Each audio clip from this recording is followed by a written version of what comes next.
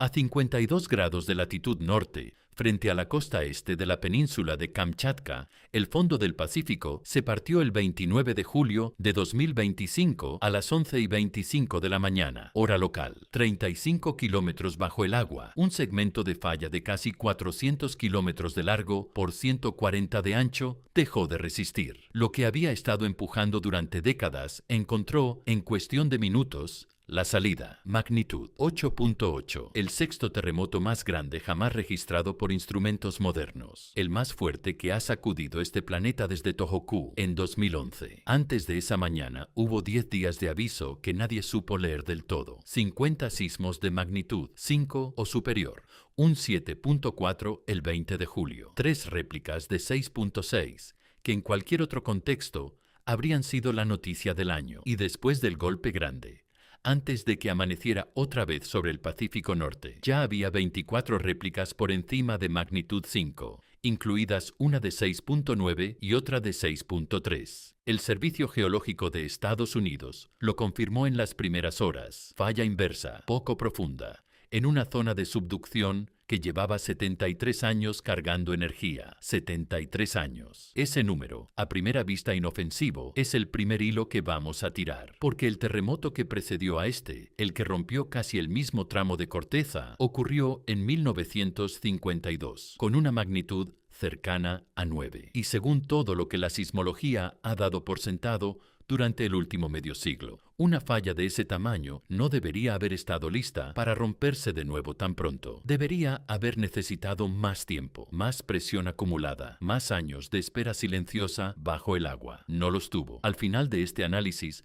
vas a entender por qué ese desajuste de 73 años no es un simple dato curioso de un evento lejano, sino la primera grieta visible en un modelo que la ciencia ha usado durante décadas para decir dónde y cuándo es más probable que tiemble la Tierra. Y vas a entender algo más incómodo todavía. ¿Por qué la energía liberada esa mañana frente a Kamchatka no se quedó en Kamchatka? ¿Por qué, casi un año después, sismólogos de un observatorio en Nueva York seguían encontrando, en lugares que llevaban siglos en silencio, temblores que no deberían estar ahí? Hoy, 1 de julio de 2026, ese silencio roto sigue sin explicación completa. Y esa es la historia que vamos a contar. Hay algo más que sembrar antes de entrar de lleno en el manual de reglas. A pocos kilómetros de la falla que rompió esa mañana, la península de Kamchatka sostiene una de las cadenas volcánicas más activas del planeta. Más de 20 volcanes con actividad reciente, entre ellos el Klyuchevskoy, una montaña de casi 5.000 metros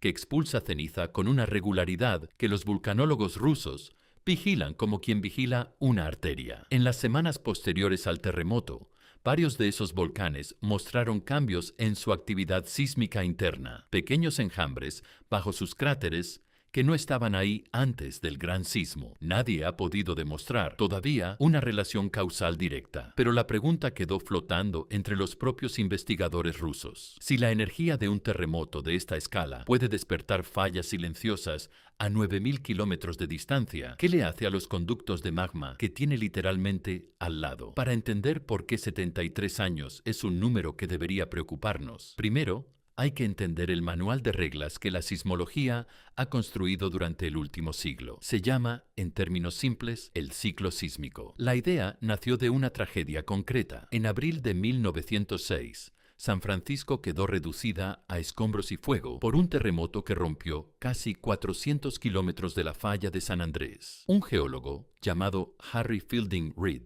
encargado de investigar el desastre para una comisión estatal, comparó los mapas de la región levantados antes del sismo con los levantados después, y notó algo que hasta entonces nadie había formulado con precisión matemática. Las cercas, los caminos y los límites de propiedad a ambos lados de la falla no solo se habían desplazado en el momento del terremoto, llevaban décadas desplazándose lentamente, año tras año, en direcciones opuestas, mucho antes de que la Tierra se rompiera. Reid entendió que esa deformación lenta y silenciosa era la causa, no la consecuencia, del desastre. La roca se había estado doblando como una vara verde durante años, acumulando una tensión invisible, hasta que superó su límite de resistencia y volvió de golpe a su posición, liberando en segundos la energía guardada durante décadas. A ese proceso lo llamó rebote elástico, y con esa idea, formulada en 1910, nació la sismología moderna como ciencia predictiva, no solo descriptiva. De esa teoría se desprende, casi de manera directa, la idea siguiente: dos placas tectónicas se rozan, se atascan por fricción, y mientras están atascadas, una sigue empujando contra la otra sin poder moverse. La roca se deforma, acumula energía elástica como un resorte comprimido, y esa deformación crece años tras año, milímetro a milímetro, invisible para cualquiera que no tenga instrumentos de precisión bajo los pies. En algún momento, la fricción pierde, la energía acumulada se libera de golpe, la falla se mueve, lo que no había podido moverse en décadas, a veces en un solo minuto, y ese movimiento es lo que sentimos como terremoto. De ahí nace la idea de la brecha sísmica. Si sabes cuánta energía puede acumular un segmento de falla y sabes cuánto tiempo lleva sin romperse, puedes estimar, con un margen de incertidumbre considerable, cuándo debería volver a romperse. No es una predicción exacta, nunca lo ha sido, pero es la mejor aproximación que la sismología ha tenido durante décadas, y sobre ella se construyen mapas de riesgo, códigos de construcción y decisiones de política pública en todo el Pacífico. El segmento de Kamchatka, que rompió en julio de 2025, tenía una historia conocida. En 1952, un terremoto cercano a magnitud 9 sacudió esa misma región, generó un tsunami que cruzó el Pacífico entero y llegó hasta Hawái con olas de varios metros. Los modelos de acumulación de esfuerzo, construidos a partir de ese evento y de la tasa de convergencia de las placas en la zona, sugerían que un segmento de ese tamaño necesitaría bastante más de un siglo para volver a acumular la energía suficiente para otro sismo de gran magnitud. 73 años es una fracción de eso, y sin embargo ahí estaba, el 29 de julio de 2025, rompiendo casi exactamente el mismo tramo de corteza que su predecesor. En Severokurilsk, la ciudad rusa más cercana al epicentro, la alerta de tsunami llegó apenas minutos después de la sacudida principal, y cientos de personas subieron a pie hacia las colinas que rodean el puerto, siguiendo un protocolo de evacuación ensayado durante años, en una región donde el mar, más de una vez en el último siglo, ha entrado tierra adentro sin avisar. A miles de kilómetros de distancia, horas después, sirenas similares sonaron en la costa de Hawái y en pueblos pesqueros del norte de California, donde generaciones enteras han crecido escuchando la misma instrucción. Si tiembla fuerte y dura mucho, no esperes a que nadie te lo confirme. Camina hacia arriba. Esa mañana de julio, esa instrucción, repetida durante décadas en idiomas distintos a ambos lados de un mismo océano, fue lo único que conectó de manera inmediata y humana un punto remoto del Pacífico ruso con playas turísticas a más de 6.000 kilómetros de distancia. Antes de seguir, hay que entender cómo se sabe todo esto técnicamente, más allá del instinto que salvó vidas esa mañana. No hay ningún ser humano observando el fondo del Pacífico. Lo que existe es una red de estaciones sismográficas repartidas por el planeta, cada una escuchando constantemente las vibraciones que viajan a través de la roca. Cuando una falla se mueve, libera dos tipos principales de ondas: las ondas P, que viajan más rápido y comprimen la roca como un acordeón en la dirección en que se desplazan, y las ondas S, más lentas, que sacuden la roca de lado a lado, perpendiculares a su trayectoria. La diferencia de tiempo entre la llegada de una y otra a cada estación permite calcular la distancia al origen del sismo. Combinando esa distancia con los datos de decenas de estaciones distintas, los sismólogos triangulan la posición exacta, la profundidad y, con los minutos siguientes, empiezan a reconstruir cómo se movió la falla, en qué dirección se propagó la ruptura, cuánto se desplazó la roca, en qué punto empezó a acelerar y en qué punto se detuvo. Instrumento que hace posible todo esto tiene una historia más antigua de lo que la mayoría imagina. Fue un ingeniero británico llamado John Milne, trabajando en Japón durante las últimas décadas del siglo XIX, quien construyó uno de los primeros sismógrafos capaces de registrar de manera continua y precisa el movimiento del suelo, y quien impulsó la creación de la primera red mundial de estaciones sísmicas, con instrumentos idénticos instalados desde Japón hasta Canadá e Italia, comunicando sus registros por correo para poder comparar un mismo evento visto desde distintos puntos del planeta. Ese gesto, casi artesanal para los estándares actuales, sentó las bases de la ciencia que hoy permite, en cuestión de minutos, saber con precisión de kilómetros dónde ocurrió un terremoto al otro lado del mundo. Los sismógrafos modernos, herederos directos de aquellos instrumentos mecánicos de Milne, funcionan bajo un principio que apenas ha cambiado: una masa suspendida que, por inercia, tiende a quedarse quieta mientras el suelo se mueve a su alrededor, y un sistema capaz de registrar esa diferencia relativa con precisión de fracciones de micrómetro. Lo que cambió no fue el principio físico, sino la sensibilidad electrónica y la velocidad de transmisión. Hoy, una estación sísmica en Kamchatka puede enviar su registro a un centro de análisis en Colorado en un puñado de segundos, algo que a Milne le hubiera tomado semanas por barco. A esa red sísmica se suma, desde finales del siglo XX, la geodesia satelital, constelaciones de satélites diseñadas originalmente para la navegación militar y hoy abiertas a uso científico civil, capaces de ubicar un receptor en tierra con precisión de pocos milímetros cuando se procesan los datos con el detalle suficiente. Miles de esas estaciones, ancladas en roca firme a lo largo de todo el cinturón de fuego, registran su propia posición minuto a minuto, año tras año, dibujando en tiempo real el mapa de cómo se deforma lentamente la corteza terrestre bajo la presión de placas que nunca dejan de empujar. A esa red se suma otra, menos conocida pero igual de decisiva: estaciones GPS y GNSS de altísima precisión, capaces de medir desplazamientos de la corteza terrestre de apenas unos milímetros. Antes del terremoto, esas estaciones habían estado registrando año tras año cómo la costa de Kamchatka se hundía lentamente hacia el oeste, empujada por la placa del Pacífico que se desliza por debajo. Después del terremoto, las mismas estaciones registraron el salto. La costa se movió de golpe varios metros en dirección contraria, liberando en segundos lo que había tardado décadas en acumularse. Fue analizando esos registros, combinados con los datos sísmicos globales, que los primeros estudios publicados meses después del evento, incluido uno en la revista Science, bajo el título de Ruptura unilateral simple del gran terremoto de Kamchatka de magnitud 8.8, empezaron a mostrar algo que no encajaba del todo con lo esperado. El deslizamiento medido a lo largo de la falla alcanzó entre 9 y 12 metros en una zona amplia del segmento roto. Ese número, por sí solo, ya es enorme, pero se volvió inquietante cuando se comparó con el déficit de deslizamiento acumulado desde 1952, apenas alrededor de 6 metros. Según los propios cálculos de los investigadores, la falla se movió más de lo que, en teoría, había tenido tiempo de acumular. Y hubo algo más. El análisis detallado de la propagación de la ruptura mostró que el deslizamiento no fue uniforme ni gradual. Se aceleró 2 veces dentro de la zona de mayor desplazamiento, como si la falla, una vez que empezó a moverse, hubiera encontrado parches de menor resistencia que le permitieron correr más rápido de lo esperado en ciertos tramos. En sismología, a ese tipo de comportamiento, un deslizamiento que se dispara más allá de lo previsto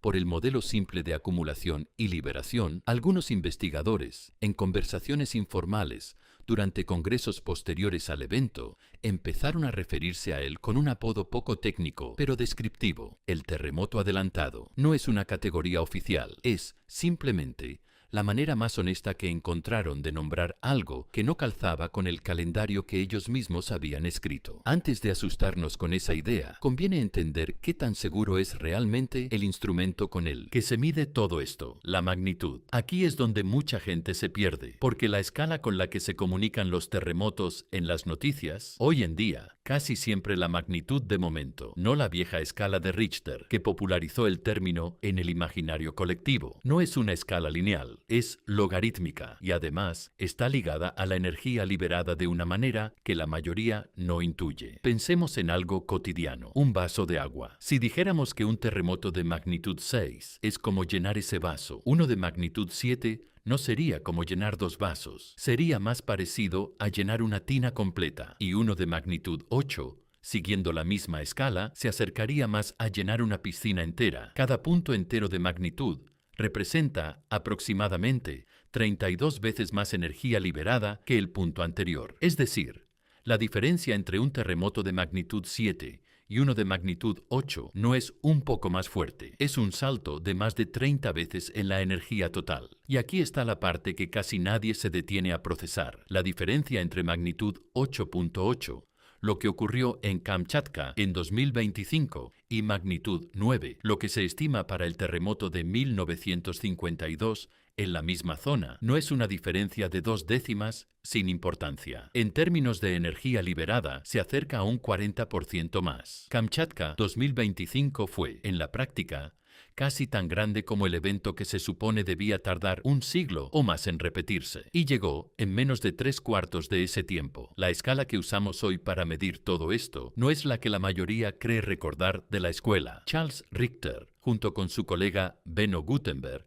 desarrolló en 1935 una escala pensada para terremotos moderados de California, calculada a partir de la amplitud máxima registrada en un tipo específico de sismógrafo. Funcionó bien durante décadas, pero tenía un defecto que se volvió evidente con los terremotos más grandes jamás registrados. Por encima de cierto tamaño, la escala de Richter dejaba de crecer al mismo ritmo que la energía real liberada por el sismo. Se saturaba como una aguja que ya llegó al final de su recorrido, aunque el fenómeno que mide siga creciendo por detrás. Fue el sismólogo japonés Hiro Kanamori quien en 1979 propuso una alternativa basada directamente en la física de la ruptura de la falla, su área, su desplazamiento y la rigidez de la roca involucrada, a la que llamó magnitud de momento. Esa es la escala que hoy reportan el Servicio Geológico de Estados Unidos, la Agencia Meteorológica de Japón y prácticamente cualquier observatorio serio del mundo cuando anuncian la magnitud de un terremoto grande, aunque los noticieros sigan, por costumbre, llamándola escala de Richter, para dimensionar lo que de verdad significa un 8.8 en términos de energía, y no solo de número en un titular. Conviene pensarlo así. La energía liberada por el terremoto de Kamchatka en apenas unos minutos equivale, según estimaciones comparativas,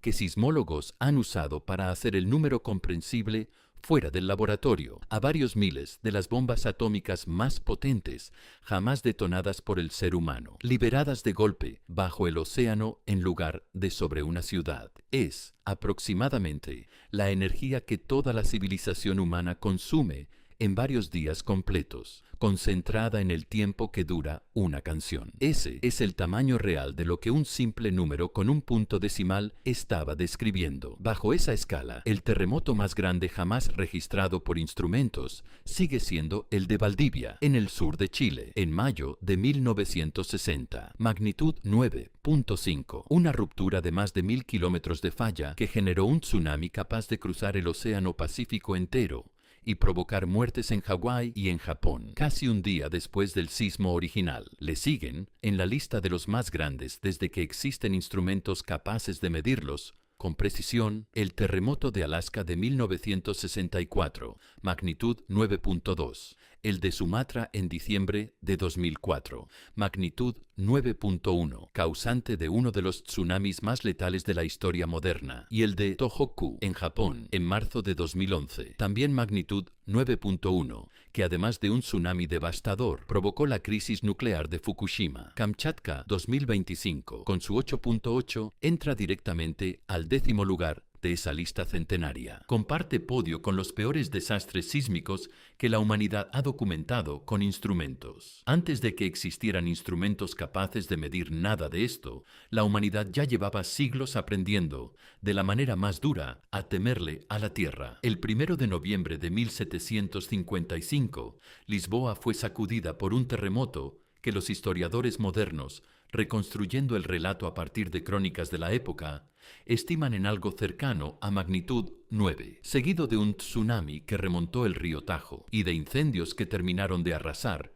lo que el propio sismo había dejado en pie. Fue el día de Todos los Santos, con las iglesias llenas, y el desastre resultante sacudió también algo menos físico. Buena parte de la filosofía europea de la Ilustración tuvo que confrontar en los años siguientes La pregunta de por qué un desastre así podía golpear una ciudad profundamente religiosa en un día tan señalado. Un debate que influyó de manera directa en el pensamiento de Voltaire y de Kant. 205 años después, en 1960, fue Chile quien recibió el golpe más grande jamás medido por instrumentos. En Valdivia, con miles de muertos y ciudades enteras hundidas de manera permanente varios metros bajo su nivel original. Y en 1985, la Ciudad de México aprendió, con un costo devastador, que estar a más de 300 kilómetros de la costa, donde se origina un terremoto, no garantiza seguridad. El tipo de suelo blando sobre el que está construida buena parte de la capital amplificó las ondas sísmicas de una manera que derrumbó edificios que, en cualquier otro terreno,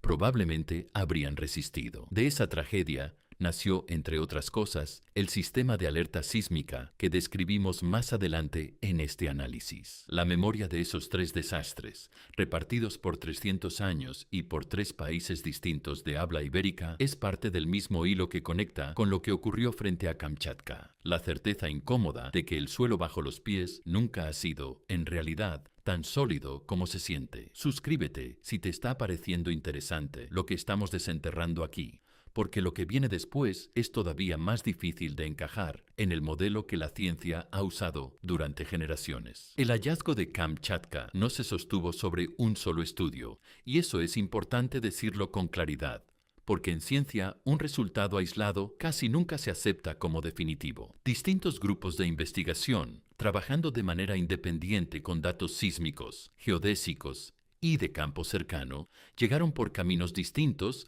a conclusiones que se refuerzan entre sí. El artículo publicado en Science coincidió en lo esencial con el análisis técnico difundido por el Servicio Sismológico de Estados Unidos en su revista especializada, The Seismic Record, que caracterizó el evento en cuestión de días, usando estaciones de banda ancha repartidas por medio planeta. Otro grupo, publicando en una revista de acceso abierto, dedicada a estudios de casos sismológicos, llegó a estimaciones de deslizamiento y duración de ruptura muy similares, analizando el evento desde el ángulo de la ingeniería sísmica y el riesgo para infraestructura. Cuando 3 equipos distintos, usando metodologías distintas, coinciden en que la falla se movió más de lo que el modelo clásico de acumulación permitía esperar, deja de ser razonable pensar que se trata de un error de instrumento o de un cálculo mal hecho. Lo que empezó como una cifra llamativa en un solo artículo se convirtió, en cuestión de meses, en un patrón confirmado desde ángulos independientes. Y sin embargo, la ciencia rara vez celebra sin poner peros, porque frente a la interpretación de que el modelo clásico del ciclo sísmico tiene un fallo, existe una explicación más aburrida, menos dramática, y con datos suficientes para no poder descartarla del todo. Los mismos autores del estudio publicado en Science,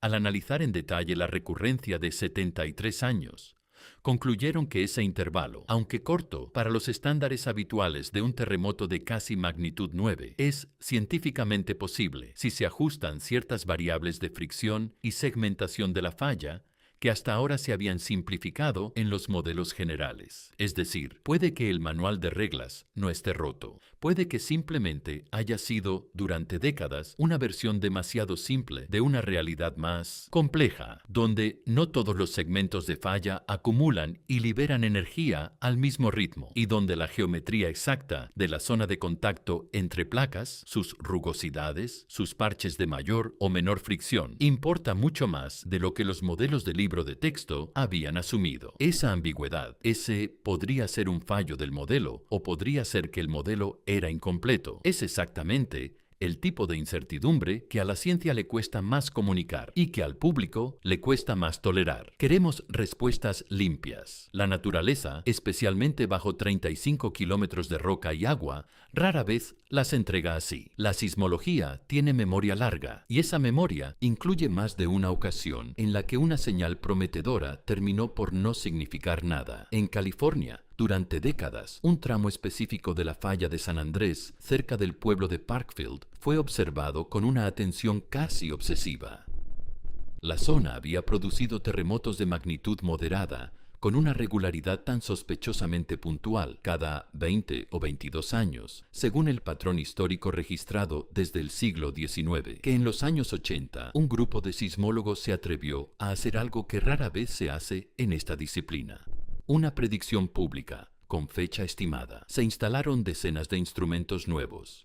Se invirtió tiempo y dinero en esperar el evento que, según el patrón, debía llegar antes de 1993. El terremoto llegó, pero 11 años tarde, en 2004, y sin ninguna de las señales precursoras que los instrumentos habían sido diseñados para detectar. El experimento de Parkfield no fue un fracaso completo. Generó datos valiosísimos sobre cómo se comporta una falla en space real, pero sí enterró, para una generación entera de científicos, la idea de que un patrón histórico regular garantiza una repetición puntual. Japón vivió algo parecido con la llamada brecha sísmica de Tokai, una zona frente a la costa donde durante más de 30 años las autoridades sismológicas mantuvieron un sistema especial de vigilancia esperando un gran terremoto que, según los cálculos de recurrencia, llevaba atrasado desde finales del siglo pasado. Ese terremoto, en la forma exacta que se esperaba, todavía no ha ocurrido. Hay un tercer caso,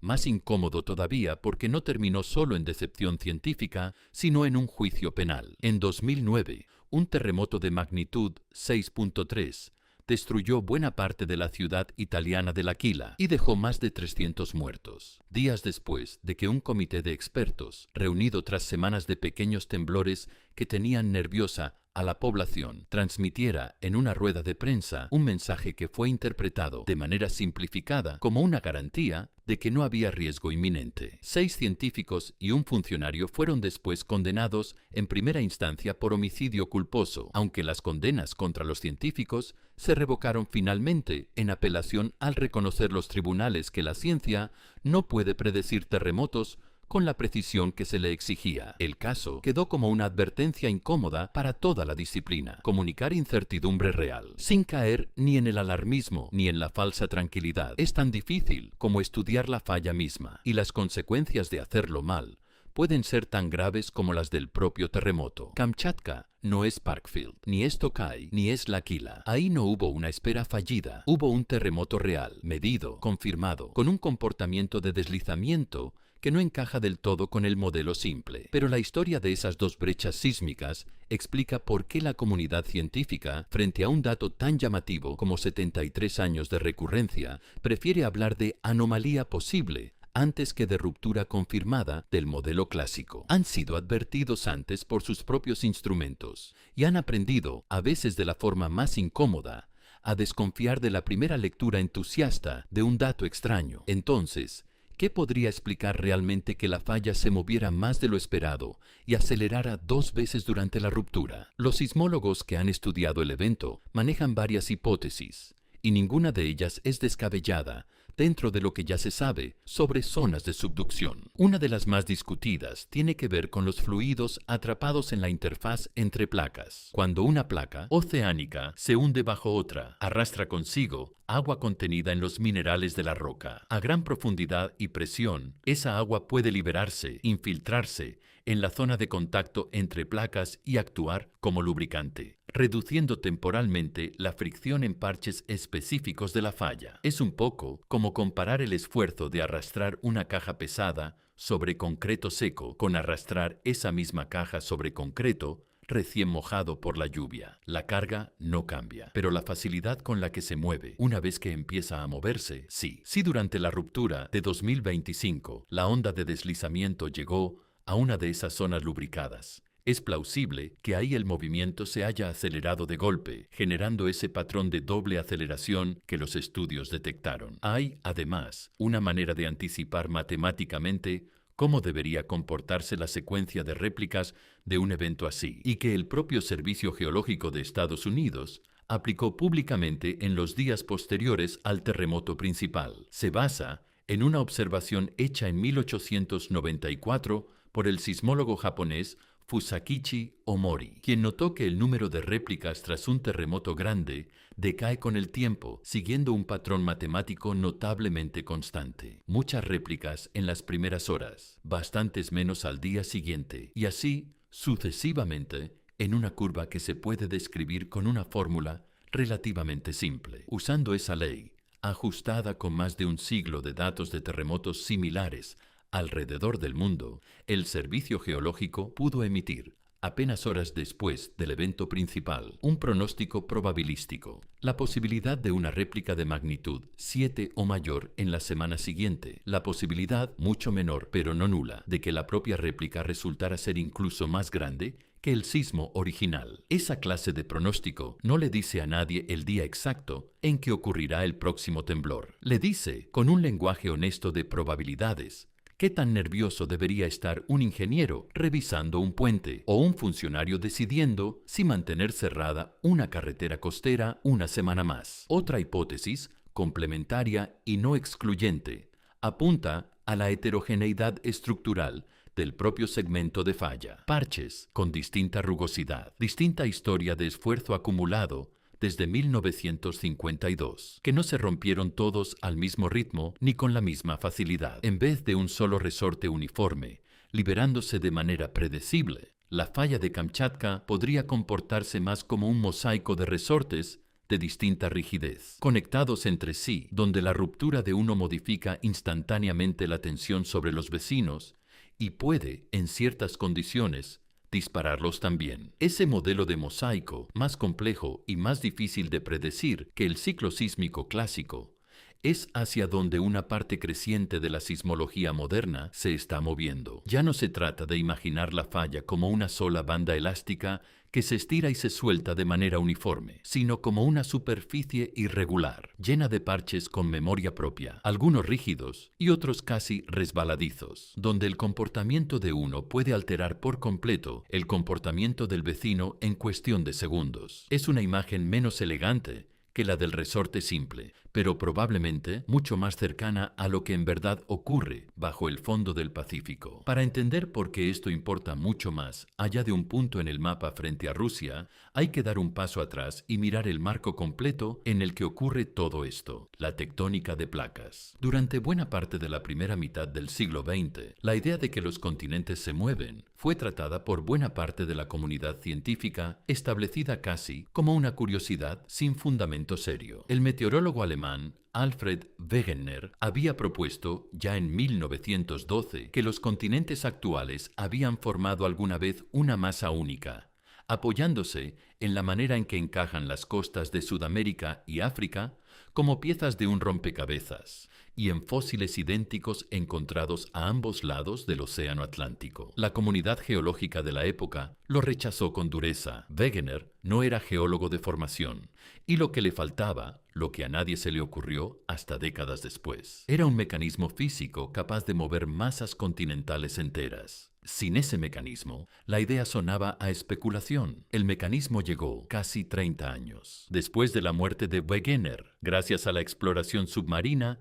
que se intensificó tras la Segunda Guerra Mundial. Barcos equipados con sonar para detectar submarinos empezaron a cartografiar el fondo oceánico con un detalle nunca antes visto, y lo que encontraron fue sorprendente. Una cordillera montañosa que recorre el planeta entero por debajo del agua, con un valle central donde la corteza terrestre parecía literalmente nacer, expandirse hacia ambos lados y empujar los continentes como una cinta transportadora. La expansión del fondo oceánico, confirmada en los años 60 mediante el estudio del magnetismo fósil, registrado en la propia roca volcánica del fondo marino, terminó de convertir la intuición de Wegener en una teoría física sólida, la tectónica de placas. El mecanismo concreto que faltaba lo aportó, en buena medida, un geólogo y oficial de la Marina estadounidense llamado Harry Hess, quien durante la Segunda Guerra Mundial comandó un barco equipado con sonar de profundidad y entre maniobra y maniobra militares se dedicó a registrar el relieve del fondo oceánico por el que navegaba. Años después, ya como profesor en Princeton, propuso que el fondo del mar no era una superficie estática y antigua, como se había asumido durante siglo y medio, sino una cinta transportadora en movimiento constante, roca nueva emergiendo en las dorsales oceánicas, enfriándose, desplazándose hacia los lados durante millones de años y finalmente hundiéndose de nuevo hacia el interior del planeta en las zonas de subducción. La confirmación llegó poco después, cuando dos investigadores británicos, Fred Vine y Drummond Matthews, estudiando el magnetismo fósil grabado en la roca volcánica a ambos lados de una dorsal oceánica, encontraron franjas simétricas de polaridad magnética invertida, como los anillos de un árbol, que solo tenían sentido si el fondo oceánico efectivamente se había expandido de manera continua durante millones de años. La tectónica de placas dejó de ser hipótesis y se convirtió, en el curso de una sola década, en el marco que sostiene hoy toda la geología moderna. Dentro de ese marco existe un concepto adicional, menos conocido fuera de los círculos especializados, pero central para entender Kamchatka, la zona de Wadati-Benioff, nombrada en honor al sismólogo japonés Kiyu Wadati y al estadounidense Hugo Benioff, quienes de manera independiente notaron a mediados del siglo XX que los terremotos en zonas de subducción no ocurren todos a la misma profundidad. Se alinean en un corte transversal del planeta a lo largo de un plano inclinado que traza exactamente la trayectoria de la placa que se hunde, desde los pocos kilómetros de profundidad donde ocurren los grandes sismos como el de Kamchatka hasta los 600 kilómetros o más, donde la placa, ya casi fundida, deja de romperse de manera frágil. Ese plano inclinado es, literalmente, el mapa de rayos X de una placa tectónica,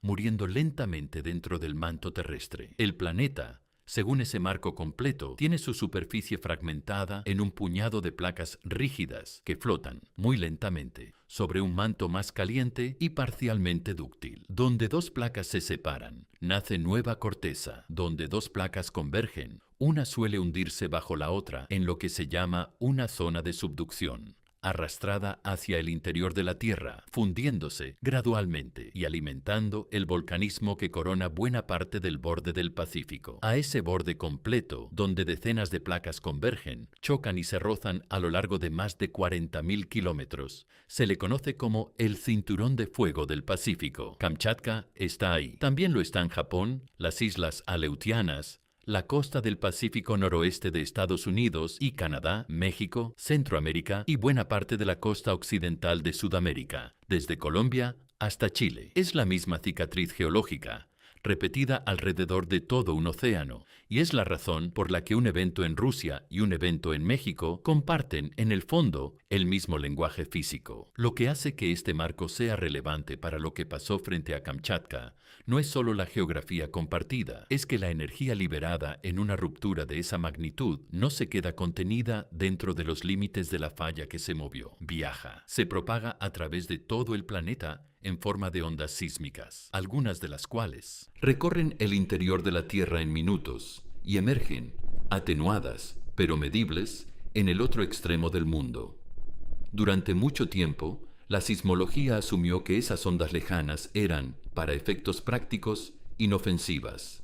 Se sentían apenas como una vibración de fondo. Se registraban en los sismógrafos como una curiosidad científica, y ahí terminaba su historia. Esa suposición empezó a resquebrajarse hace más de 3 décadas, y el caso de Kamchatka la ha vuelto a poner en el centro de la conversación de una manera que, hasta hace poco, hubiera parecido casi de ciencia ficción. El fenómeno se llama disparo dinámico remoto, y la primera vez que la comunidad sismológica lo documentó con claridad fue en 1992.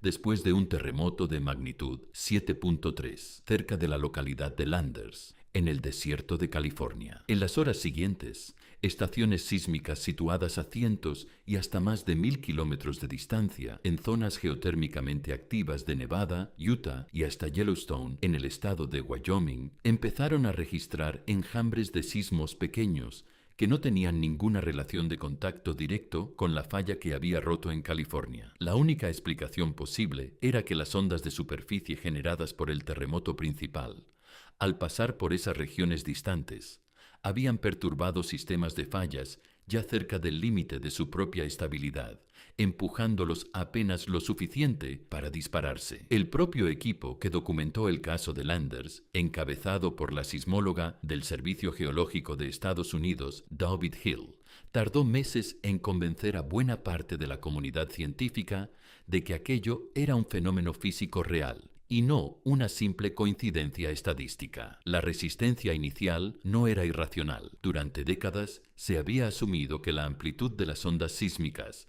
tras viajar cientos de kilómetros, era demasiado pequeña para provocar nada más que un registro curioso en un sismógrafo sensible. Landers obligó a revisar esa suposición desde cero. 10 años después, un terremoto de magnitud 7.9 cerca de Denali, en Alaska, produjo un efecto similar y todavía más estudiado. Ondas de superficie viajando más de 3.000 kilómetros lograron activar actividad sismogénica en la región geotérmica de Yellowstone, un lugar que en circunstancias normales apenas registra temblores perceptibles. La sismóloga Stephanie Prejean, que analizó el caso en detalle, documentó cómo decenas de sismos menores se dispararon en el parque casi al mismo tiempo que llegaban las ondas de superficie del terremoto de Alaska, con un retraso de apenas minutos.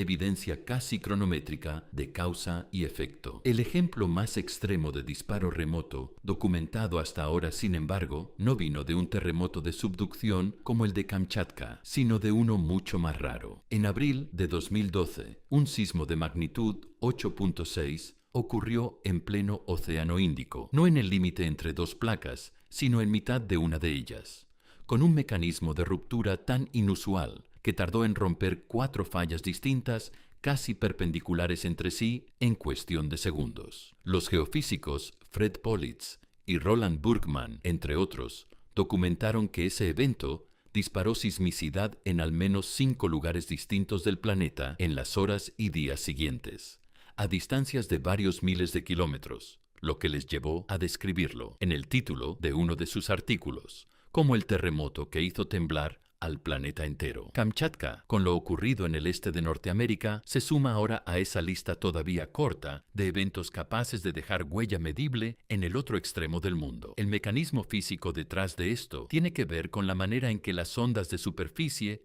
al pasar, generan pequeñas oscilaciones de presión en los fluidos que habitan los poros y fracturas de la roca. En sistemas ya cargados de tensión, como una falla que lleva décadas acumulando esfuerzo o un campo geotérmico donde el agua caliente circula bajo presión, ese empujón diminuto de apenas fracciones de 1 kilopascal en muchos casos puede ser el último grano de arena que hace caer la estructura. Con ese antecedente en mente, lo que ocurrió después de Kamchatka empieza a tener una lógica distinta y bastante más inquietante. Suscríbete si te gustó lo que hemos revisado hasta ahora, porque lo que sigue es, probablemente, la parte de esta historia que menos gente conoce y la que más debería importarnos. En abril de 2026, durante la reunión anual de la Sociedad Sismológica de América, un investigador del Observatorio Terrestre, Lamont Doherty, de la Universidad de Columbia, llamado Eric Bosse, presentó un hallazgo que hasta ese momento no había circulado fuera de los círculos académicos especializados. Su equipo había estado analizando, con métodos de detección automática,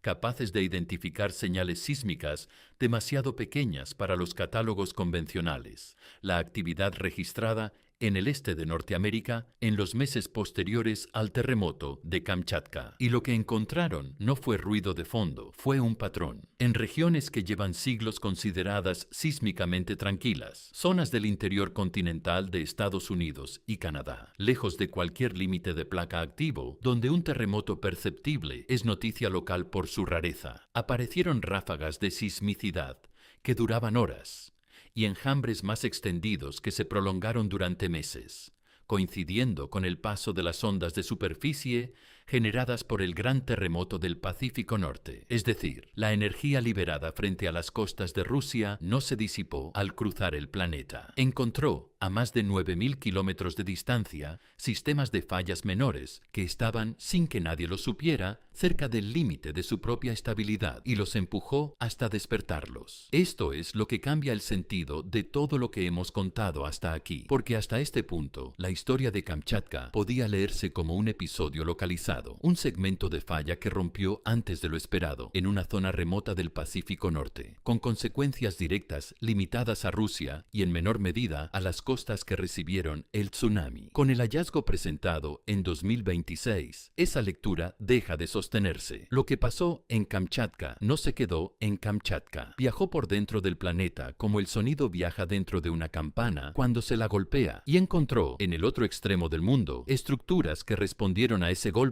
de una manera que nadie había anticipado con precisión, porque nadie estaba mirando con la resolución necesaria para verlo hasta que alguien decidió mirar. Y si un terremoto en el Pacífico Norte puede reactivar fallas silenciosas en el interior de Norteamérica, la pregunta que queda flotando, incómoda, es que otras regiones del planeta recibieron el mismo empujón sin que nadie todavía haya publicado el estudio que lo confirme. Antes de que esto se sienta como una amenaza sin salida, vale la pena mirar el lado de la historia, donde la misma energía que aterra se convierte en herramienta, porque la sismología, además de estudiar por qué tiembla la Tierra, ha construido durante las últimas décadas algo que sí funciona y que ha salvado vidas de manera medible: los sistemas de alerta temprana. El principio es sencillo, casi elegante. Las ondas P, las primeras en llegar, viajan más rápido que las ondas S, que son las que provocan la sacudida destructiva. Si una red de sensores detecta las ondas P cerca del origen del terremoto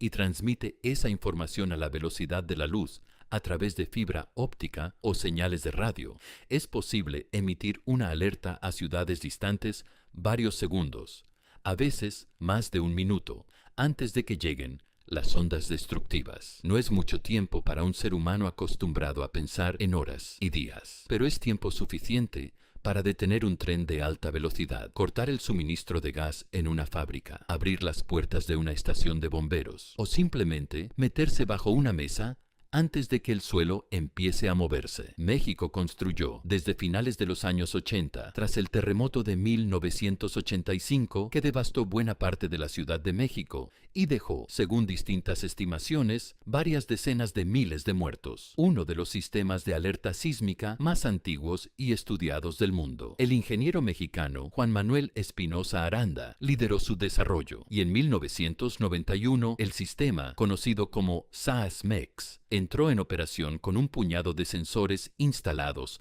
a lo largo de la costa de Guerrero, la región de donde suelen originarse los sismos más peligrosos para la capital. Hoy, la red cubre cientos de kilómetros de costa del Pacífico mexicano y puede dar a la Ciudad de México, situada a más de 300 kilómetros del punto de origen típico, hasta más de un minuto de aviso antes de que llegue la sacudida principal, tiempo que millones de personas usan cada vez que suena la alerta característica para salir a la calle o resguardarse bajo un marco de puerta. Japón desarrolló un sistema similar, puesto en marcha oficialmente en 2007 tras años de pruebas, integrado en la vida cotidiana de una manera que sorprende a cualquier visitante. La alerta suena en los teléfonos móviles, interrumpe la programación de televisión y detiene automáticamente los trenes bala, segundos antes de que la sacudida principal llegue a las zonas urbanas. Estados Unidos, más tarde que México y Japón, completó en la última década su propio sistema para la costa oeste, llamado Shake Alert, que hoy cubre California, Oregón y Washington, con miles de sensores conectados a centros de procesamiento capaces de emitir una alerta en cuestión de segundos tras detectar las primeras ondas P. Ninguno de estos sistemas predice terremotos. No saben, con días o semanas de anticipación, que algo va a romperse. Lo que hacen es correr una carrera contra las propias ondas sísmicas una vez que el terremoto ya ha comenzado, y ganarla por unos segundos preciosos. Esa misma lógica de carrera contra el tiempo se repite a otra escala en el sistema que vigila los tsunamis del Pacífico. Y ahí es donde volvemos a Kamchatka, porque el tsunami que generó fue, en su propio derecho, otro capítulo notable de esta historia. Cuando un terremoto de subducción mueve verticalmente una porción del fondo oceánico, empujando hacia arriba, de golpe, una columna de agua de varios kilómetros de profundidad, esa columna no puede quedarse quieta. Se derrama hacia los lados en forma de olas que, en aguas profundas, pueden viajar a velocidades comparables a las de un avión comercial, aunque con una altura casi imperceptible desde un barco. Solo al acercarse a la costa, cuando el fondo se eleva y la ola se ve forzada a comprimir toda su energía en una columna de agua cada vez más delgada, esa energía se transforma en altura visible, a veces devastadora. Esa transformación tiene un nombre técnico, el efecto de asomeramiento, y explica por qué el mismo tsunami, que en aguas de 4 kilómetros de profundidad apenas levanta la superficie unos centímetros, puede convertirse, al llegar a una bahía poco profunda con la forma adecuada, en un muro de agua de varios metros. Es también la razón por la que la advertencia más antigua y más confiable que existe contra un tsunami no viene de ningún instrumento. Si el mar se retira de manera anormal y repentina, después de sentir un temblor fuerte, o si el propio suelo tiembla de manera prolongada cerca de la costa, el tiempo de reacción es correr hacia terreno alto, sin esperar ninguna alerta oficial. Ese conocimiento, transmitido durante generaciones en comunidades costeras de Japón y de Chile, salvó probablemente más vidas en 2025 que cualquier boya del Pacífico. La red de boyas DART, ancladas en puntos estratégicos del Pacífico y capaces de medir cambios de presión en el fondo oceánico equivalentes a fracciones de milímetro de altura de agua sobre ellas, detectó el paso del tsunami de Kamchatka con una claridad extraordinaria. La boya más cercana al epicentro registró una amplitud de 9 décimas de metro, la segunda mayor jamás medida por este tipo de instrumento en toda su historia de operación. Horas después, siguiendo la curvatura del Océano Pacífico, olas de más de 1 metro llegaron hasta Hawái y alturas similares se registraron en el norte de California, a más de 6.000 kilómetros del punto donde todo comenzó. La Comisión Oceanográfica Intergubernamental de la UNESCO, junto con el Centro de Alerta de Tsunamis del Pacífico, coordinó avisos y evacuaciones preventivas en países de 3 continentes distintos, en cuestión de horas, usando exactamente el mismo principio de las alertas sísmicas: correr más rápido que la propia naturaleza, aunque sea por poco. Ese centro de alerta existe, en gran medida, por otra tragedia. Nació en 1949, después de que un tsunami generado por un terremoto en las Islas Aleutianas golpeara Hawái sin ningún tipo de aviso previo y se cobrara más de 100 vidas en la localidad de Hilo. Décadas más tarde, la Red de Vigilancia del Pacífico, ya madura, no tenía todavía un equivalente serio en el Océano Índico, y esa ausencia se pagó de la manera más devastadora posible en diciembre de 2004, cuando un terremoto de magnitud 9.1 frente a Sumatra generó un tsunami que llegó, sin ningún sistema de alerta que lo anticipara en la región, a las costas de una docena de países y se cobró más de 200.000 vidas, la mayoría de ellas sin haber recibido ningún aviso, ninguna sirena, ningún tiempo para subir a un terreno más alto. Ese desastre, el más letal por tsunami en la historia moderna, fue lo que finalmente empujó a la comunidad internacional a construir, en los años siguientes, un sistema de alerta equivalente para el Océano Índico y a reforzar la cooperación global que hoy, con boyas DART y centros de análisis en distintos continentes,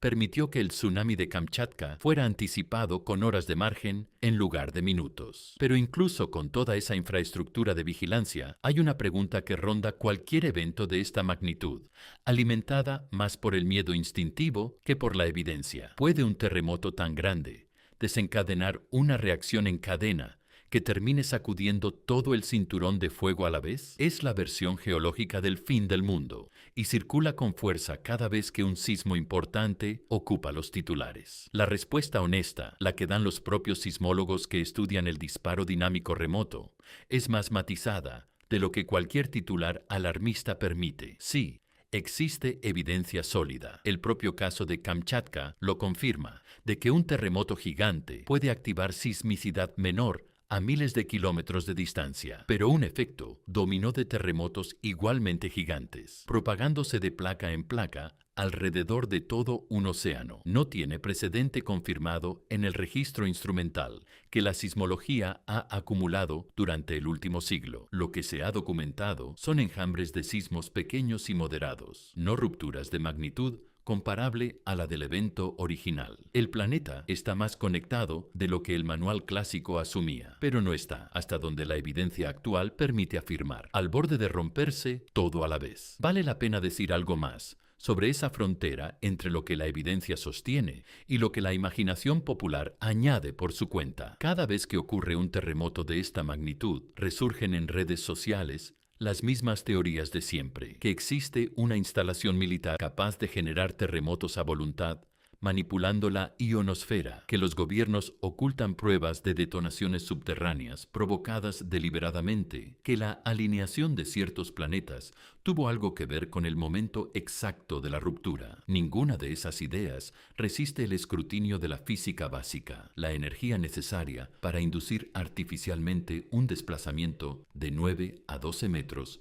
a lo largo de 400 kilómetros de falla, a 35 kilómetros de profundidad, supera en varios órdenes de magnitud cualquier tecnología conocida, y la gravedad combinada de Marte, Júpiter o cualquier otro planeta sobre la Tierra es, en términos de la física newtoniana más elemental, millones de veces menor que la que ejerce la propia Luna a diario, sin que eso dispare terremotos de manera predecible. El disparo dinámico remoto que hemos descrito en este análisis, con toda su capacidad de sorprender, sigue explicándose por completo con la física conocida de las ondas sísmicas, viajando a través de roca real. No hace falta ninguna conspiración para que el fenómeno resulte inquietante. La naturaleza, por sí sola, ya lo es suficiente. Aún así, dentro de ese mismo catálogo de fenómenos conectados, hay uno que merece atención propia, porque desafía la intuición más básica de lo que la mayoría entiende por terremoto: los sismos silenciosos, también llamados eventos de deslizamiento lento. Son, en esencia, terremotos que liberan una cantidad de energía comparable a la de un sismo de magnitud considerable, pero repartida a lo largo de días, semanas o incluso meses, en lugar de segundos. Nadie los siente. No producen ondas sísmicas destructivas, porque el movimiento es demasiado gradual para generarlas con fuerza. La única manera de detectarlos es mediante redes de GPS de altísima precisión, capaces de registrar cómo la superficie terrestre se desplaza unos pocos milímetros por día, de manera sostenida en una dirección que no corresponde al movimiento normal de la placa. Fueron dos sismólogos canadienses, Gary Rogers y Herb Drager, quienes en 2003 documentaron por primera vez con claridad el fenómeno completo en la zona de subducción de Cascadia, frente a las costas de Washington, Oregón y la Columbia Británica, y le dieron un nombre que describe exactamente lo que ocurre: tremor y deslizamiento episódico. Descubrieron que, cada 13 o 14 meses aproximadamente, la parte profunda de la falla de Cascadia se desliza durante varias semanas, acompañada de un temblor sísmico débil y continuo, casi imperceptible, salvo para instrumentos muy sensibles, que solo tiene sentido si se interpreta como el sonido de fondo de una placa entera resbalando lentamente sobre otra. Estos eventos se han documentado con una regularidad casi cíclica en esa región desde entonces. En México, redes geodésicas similares han detectado episodios de deslizamiento lento bajo el estado de Guerrero, algunos de los cuales han liberado, en cuestión de semanas, una energía equivalente a la de un terremoto de magnitud 7, sin que ni un solo vaso se moviera sobre ninguna mesa. Lo inquietante de estos eventos no es que ocurran, es lo que implican sobre los límites de lo que todavía no sabemos ver. Si una falla puede liberar semejante cantidad de energía, sin que absolutamente nadie lo perciba a simple vista, ¿cuántos procesos similares están ocurriendo en este momento bajo zonas del planeta que no cuentan con la densidad de instrumentos necesaria para detectarlos? Esa pregunta nos lleva directo al límite más incómodo de toda esta disciplina. Pese a satélites, redes sísmicas globales, estaciones GPS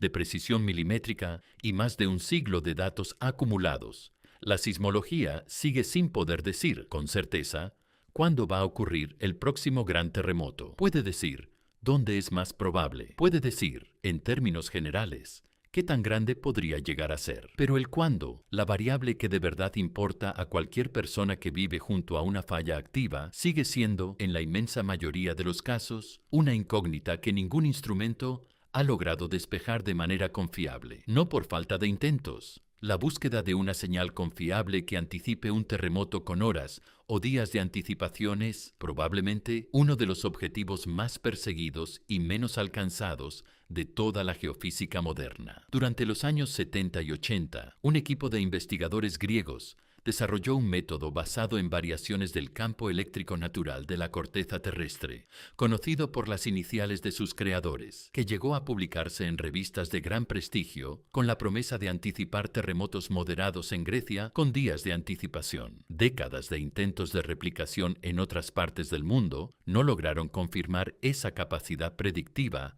de manera consistente, y el método quedó, para la mayoría de la comunidad sismológica, como un capítulo más de entusiasmo prematuro. Se han explorado también variaciones anómalas en la concentración de gas radón en pozos de agua subterránea, cambios en el comportamiento animal documentados de manera anecdótica antes de grandes sismos históricos, y fluctuaciones electromagnéticas de alta frecuencia. Ninguno de estos caminos ha producido, hasta hoy, un sistema capaz de predecir con la fiabilidad y la antelación necesarias para emitir una alerta pública responsable. La sismología ha gastado décadas y carreras enteras buscando esa señal, de la misma manera obstinada en que otras disciplinas científicas han perseguido durante generaciones fenómenos que se saben reales en la teoría, pero que se resisten, con una terquedad casi personal, a dejarse atrapar por el instrumento correcto. Y aquí aparece uno de los datos más notables que ha salido a la luz en relación con Kamchatka en los meses recientes. Un grupo de investigadores, analizando retrospectivamente los datos de estaciones sísmicas de la Red de Vigilancia Internacional, una infraestructura de cientos de estaciones sismográficas, hidroacústicas e infrasónicas repartidas por el planeta, construida originalmente bajo el Tratado de Prohibición Completa de los Ensayos Nucleares para detectar cualquier detonación clandestina, y que desde hace años los sismólogos civiles reutilizan como una de las redes de monitoreo más densas y sensibles que existen. Aplicó una técnica de correlación de formas de onda capaz de detectar sismicidad de magnitud extremadamente baja, normalmente invisible para los catálogos convencionales. Al mirar hacia atrás, hacia las semanas previas al 29 de julio de 2025, encontraron algo que nadie había visto en tiempo real. Un patrón sutil de microsismicidad que fue evolucionando, cambiando de carácter, en las horas y días previos a la ruptura principal. La palabra clave aquí es retrospectivamente. Nadie usó esos datos para predecir el terremoto antes de que ocurriera. El patrón solo se volvió visible después, cuando los investigadores sabían exactamente dónde y cuándo buscar. Es la diferencia, tan vieja como la propia ciencia, entre encontrar una señal cuando ya conoces la respuesta y encontrarla antes de saber la pregunta. Y sin embargo, ese hallazgo abre una puerta que la sismología lleva décadas buscando cómo abrir. Si existen señales precursoras, por diminutas que sean, tal vez el problema no sea que la naturaleza no las produce, sino que todavía no hemos aprendido a escucharlas con la sensibilidad suficiente en tiempo real, sin la ventaja retrospectiva de ya conocer el desenlace. Nada de esto sería posible sin una infraestructura que rara vez se menciona porque, precisamente, funciona en segundo plano: la Red Global de Intercambio Sísmico. Cientos de observatorios repartidos por el planeta, el Servicio Geológico de Estados Unidos, la Agencia Meteorológica de Japón, los servicios sismológicos nacionales de México, Colombia, Perú, Chile y España, entre muchos otros, comparten datos en tiempo real, en cuestión de segundos, a través de protocolos internacionales, diseñados para que ningún país tenga que enfrentar solo la interpretación de un evento que, como acabamos de ver, puede tener consecuencias a miles de kilómetros de su origen. Cuando la falla de Kamchatka se movió aquella mañana de julio, la noticia técnica, magnitud preliminar, profundidad, mecanismo focal, ya circulaba entre observatorios de 3 continentes antes de que la mayoría de los medios de comunicación del mundo hubiera podido siquiera confirmar la ubicación exacta del epicentro. Y aquí es donde toda esta historia converge en la pregunta que de verdad debería quitarnos el sueño, más que cualquier titular sobre un tsunami o un terremoto histórico. En este momento, mientras se lee o se escucha este análisis, las mismas redes que detectaron el patrón precursor de Kamchatka y las mismas que documentaron la sismicidad disparada en el este de Norteamérica siguen registrando señales que todavía no han sido completamente analizadas. Bose y su equipo, al presentar sus resultados en abril de 2026, fueron claros en un punto: la magnitud completa del fenómeno de disparo remoto asociado a Kamchatka apenas empieza a entenderse. Hay meses de datos de estaciones sísmicas en regiones que nunca antes habían sido estudiadas con este nivel de atención, esperando ser procesados, comparados, interpretados. La respuesta a cuántos lugares del planeta recibieron realmente ese empujón silencioso no está en el futuro, está, en buena parte,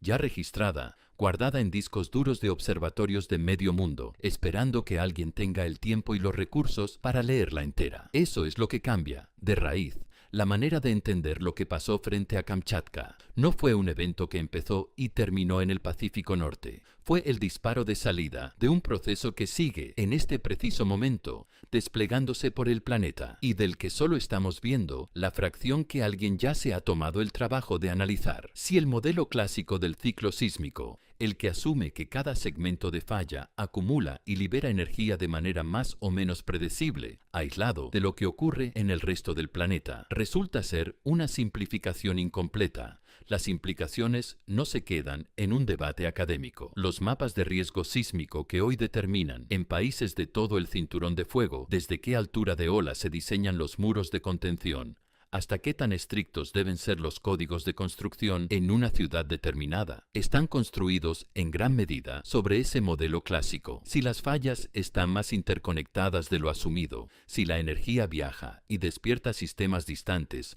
con más frecuencia de la que nadie había documentado, esos mapas podrían necesitar no una corrección menor, sino una revisión de fondo sobre cómo se calcula el riesgo compartido entre regiones que hasta ahora se habían estudiado como si no tuvieran relación entre sí. El cinturón de fuego, visto bajo esta luz nueva, deja de ser una simple etiqueta geográfica para convertirse en lo que probablemente siempre fue en la práctica, un sistema único, interconectado, donde lo que ocurre en un extremo puede, en cuestión de minutos, y a través de miles de kilómetros de roca, alterar el equilibrio de tensión en el extremo opuesto. Entenderlo así no es motivo de pánico, es, más bien, la primera condición necesaria para empezar a vigilarlo de la manera en que realmente se comporta, y no de la manera en que durante décadas resultó más simple asumir que se comportaba. Esa revisión de fondo no es un ejercicio abstracto para quienes viven en países de habla hispana asomados al Pacífico. México sostiene, frente a las costas de Guerrero, uno de los segmentos de falla más estudiados y más temidos del planeta, la llamada Brecha de Guerrero, un tramo de casi 200 kilómetros que no ha producido un terremoto de gran magnitud desde 1911, cuando el resto de segmentos vecinos a lo largo de la costa mexicana del Pacífico ya se han roto, algunos más de una vez, en el siglo transcurrido desde entonces. El Servicio Sismológico Nacional de México y el Centro Nacional de Prevención de Desastres, CENAPRED, mantienen esa brecha bajo vigilancia constante, con estaciones GEPS capaces de detectar los propios eventos de deslizamiento lento que hemos descrito páginas atrás, precisamente porque saben que un segmento tan grande, acumulando tensión durante más de un siglo sin liberarla, encaja en la definición clásica de una falla que tarde o temprano tiene que romperse con una magnitud considerable. Lo que Kamchatka añade a esa vigilancia no es tranquilidad. Es una pregunta adicional que los sismólogos mexicanos no tenían antes de 2025. Si la energía de un megaterremoto lejano puede empujar fallas silenciosas al otro lado del planeta, ¿qué efecto tendría sobre una brecha ya cargada de tensión como la de Guerrero, un evento de magnitud comparable ocurriendo en cualquier otro punto del cinturón de fuego? A escasos kilómetros de esa brecha, el volcán Popocatépetl mantiene durante todo este mes de junio de 2026 semáforo de alerta volcánica amarillo en su segunda fase, con exhalaciones de baja intensidad registradas a diario y una zona de exclusión de 12 kilómetros alrededor del cráter, que el Centro Nacional de Prevención de Desastres mantiene vigente desde hace meses. Nadie afirma que exista una relación directa entre la actividad de ese volcán y la vigilancia sísmica de la costa de Guerrero. Pero después de lo que Kamchatka enseñó sobre volcanes vecinos a fallas activas, resulta cada vez más difícil tratar esa cercanía como una simple coincidencia geográfica sin más preguntas por hacer. Nadie tiene todavía una respuesta verificada a esa pregunta. Y esa es, quizás, la lección más honesta de todo lo que Kamchatka ha puesto sobre la mesa. Durante más de un siglo, la sismología dibujó el mapa del riesgo país por país, falla por falla, como si cada segmento fuera una isla aislada del resto. Ese mapa nunca estuvo completamente equivocado, pero cada vez es más evidente que le faltaban las líneas que conectan las islas entre sí. La próxima generación de vigilancia sísmica ya está tomando forma y vale la pena cerrar con ella, porque es la que probablemente determine si la próxima anomalía, como la de Kamchatka, se detecta en tiempo real o, de nuevo, meses después, de manera retrospectiva. Satélites como los de la misión europea Sentinel, equipados con radar de apertura sintética capaz de medir deformaciones del terreno de apenas unos milímetros sobre áreas de miles de kilómetros cuadrados, sobrevuelan hoy el planeta entero cada pocos días, generando mapas de deformación con una frecuencia y una cobertura que hace solo una década resultaban impensables para cualquier zona que no fuera California o Japón. Y una tecnología todavía más nueva, la detección acústica distribuida, convierte kilómetros de cable de fibra óptica ya tendido bajo el mar y bajo las ciudades. El mismo tipo de cable que transporta Internet entre continentes. Efectivamente, decenas de miles de sismógrafos diminutos repartidos a lo largo de su trayecto, capaces de detectar vibraciones que ninguna red convencional de estaciones, por más densa que sea, podría cubrir con el mismo detalle. Pruebas realizadas sobre cables submarinos ya existentes frente a las costas de California y de Chile han demostrado que un solo tramo de fibra óptica, sin necesidad de instalar un solo sensor nuevo, puede funcionar como un sismógrafo continuo a lo largo de cientos de kilómetros de fondo oceánico, precisamente en las zonas donde instalar instrumentación tradicional resulta más caro y más lento. Con esas herramientas, apuntando precisamente hacia las regiones que Kamchatka reveló como sensibles a un disparo remoto que nadie vigilaba antes, la próxima gran pregunta de la sismología ya no será solo ¿qué tan grande puede ser el próximo terremoto en un punto determinado del mapa? Será cuántos puntos del mapa, aparentemente sin relación entre sí, están en realidad escuchándose unos a otros, a través del planeta entero, esperando el empujón que los despierte. Dentro de 4 semanas se cumple un año exacto de aquella mañana en Kamchatka. No habrá una gran conmemoración internacional, ni portadas nuevas, ni especiales de televisión. Los observatorios sismológicos del mundo, sin embargo, seguirán marcando esa fecha en sus calendarios internos de la misma manera en que un médico marca el aniversario de una cirugía delicada, no para celebrar, sino para seguir revisando la cicatriz. Frente a la misma costa donde todo comenzó, 35 kilómetros bajo un Pacífico que hoy parece tan tranquilo como aquella mañana de julio de 2025, antes de las 11:25, la energía sigue moviéndose, se redistribuye, se acumula de nuevo, encuentra caminos nuevos hacia lugares que hasta hace poco nadie miraba con atención. El planeta no dejó de temblar cuando el noticiero dejó de hablar de Kamchatka, simplemente siguió haciéndolo en silencio, en frecuencias y en lugares que apenas hemos empezado a aprender a escuchar. Suscríbete si te gustó este análisis y déjame en los comentarios qué evento quieres que cubra a continuación.